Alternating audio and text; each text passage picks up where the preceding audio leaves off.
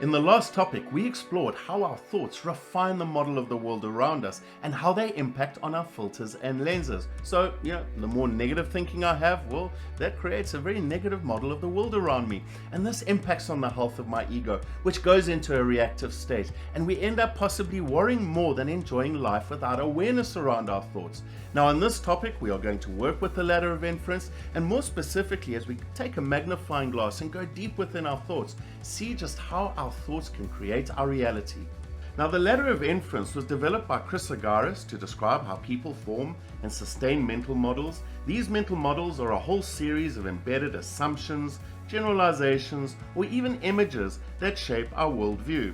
Now, you could have two people who may be witness to the same event, but they have vastly different experiences because their perception and attitudes are different through their different mental models. So let us explore how this ladder of inference works. The first rung of the ladder is all the information that I experience or observe. This is as if a video camera catches data.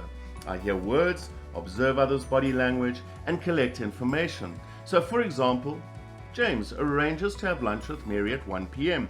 Mary does not arrive at 1 p.m., but she's late. She arrives at 1:30 p.m. This is pretty obvious, as a video camera would capture her arriving late. Now, in the next step, we select or filter only the data we feel is relevant and ignore any other information we deem irrelevant. In this example, where Mary arrives late for lunch, James notices that Mary did not even apologize for being late. He ignores the warm hug hello he gets from Mary.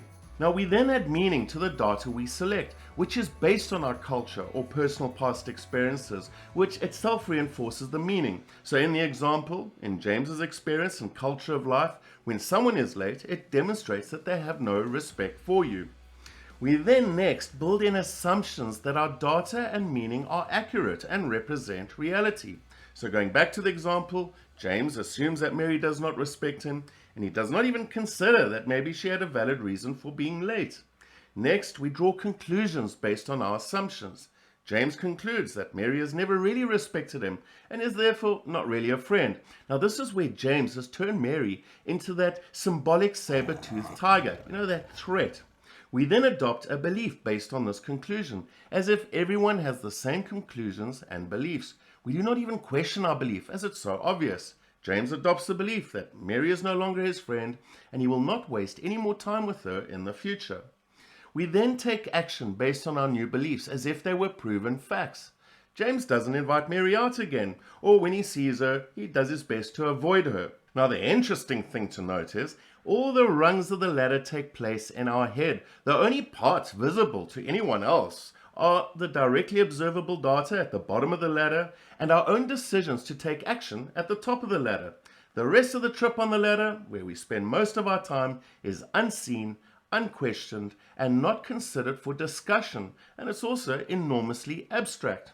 Now, over time, the more James believes that Mary is not a true friend, the more James reinforces his tendency to notice Mary's behavior in the future that reinforces this belief. He filters out anything that would prove otherwise. For example, she might have sent messages to him saying, "Is everything okay? And could she see him again?" But he ignores these. This is called the reflexive loop. Our beliefs influence what data we select or filter out next time. And there is a counterpart reflexive loop in Mary's mind. As Mary then reacts to James' strange avoidance and behavior, she starts jumping up her own rungs of a ladder of inference about James. Now, without awareness around our thoughts, we could be creating a reality that is really not true. Maybe Mary thought the lunch was for 1:30 and she thought she was on time.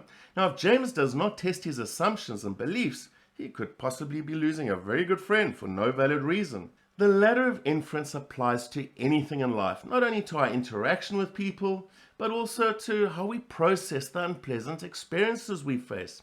If you go through a challenging time, your ladder of inference, with its meanings, assumptions, conclusions, and beliefs, will determine how you feel about those challenges and consequently the action you take.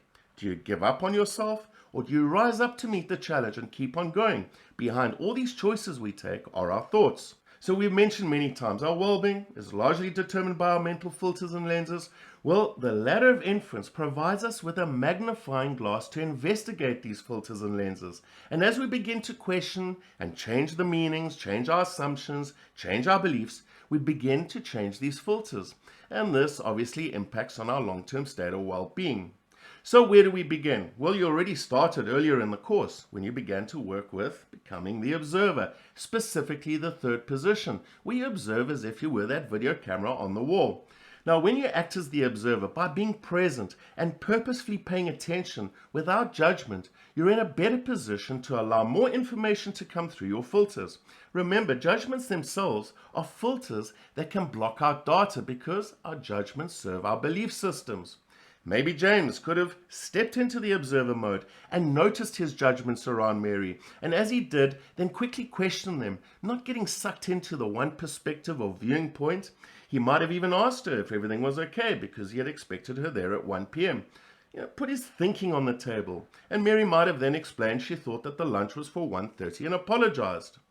Now, we will be working with exercises and tools that require you to step into your ladder of inference and be curious about the data you select, the meanings you create, the assumptions you make, and the conclusions and beliefs you adopt. And through this curiosity, begin to make some changes to your lens.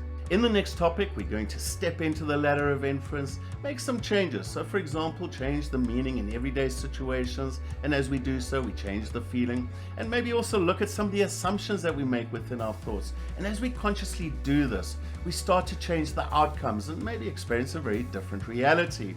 Now, as I finish off, I leave you with a wonderful quote by Wayne Dwyer. You cannot always control what goes on outside, but you can always control what goes on inside. So I'll see you in the next topic, and until then, take care and stay aware.